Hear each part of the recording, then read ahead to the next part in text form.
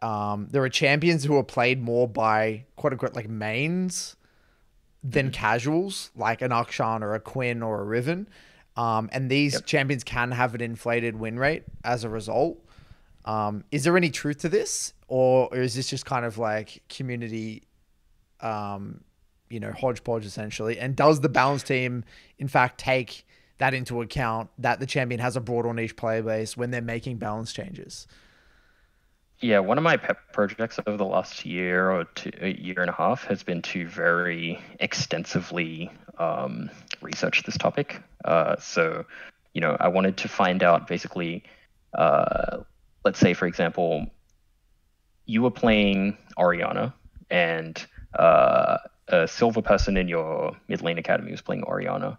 I wanted to understand what the difference is between you and the silver player playing Oriana would be. And I wanted to understand what the difference is between a pro player and that same silver player playing the Oriana, because like we know that elite play and pro play are pretty different, right?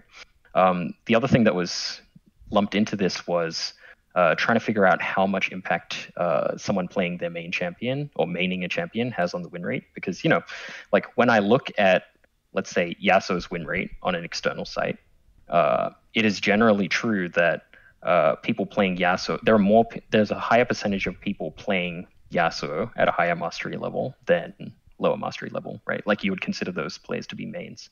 However, those people are, a small percentage. Like, let's say, for example, I'm just giving a rough approximation here, but I believe it's something like 15 or 20% of people are playing a champion above like 100k mastery or something like that. And so even if those players were performing really, really well, they wouldn't have as much impact on the win rate as you would expect, right?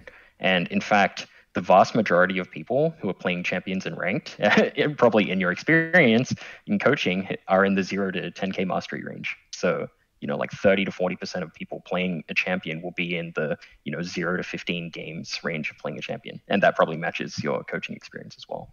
So the outsized level of performance increase for the win rate that you get from being above 100k mastery or something like that, what you would consider a main, right, is pretty much offset by the people like first timing that difficult champion and failing, right? Right. And for the most part, there is no, like I did this research like pretty thoroughly. The only champion who had a positive effect on win rate was Katarina.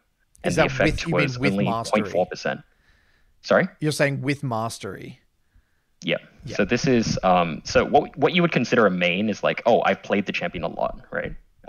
Which I generally use as a proxy for mastery, because you just get mastery from playing, right? Obviously, you're going to get a little more if you win, but generally speaking, the only champion that actually has a positive effect on win rate for mastery is Katarina, and Evelynn is close. It's like 0.1%, and Katarina is something like 0.4%.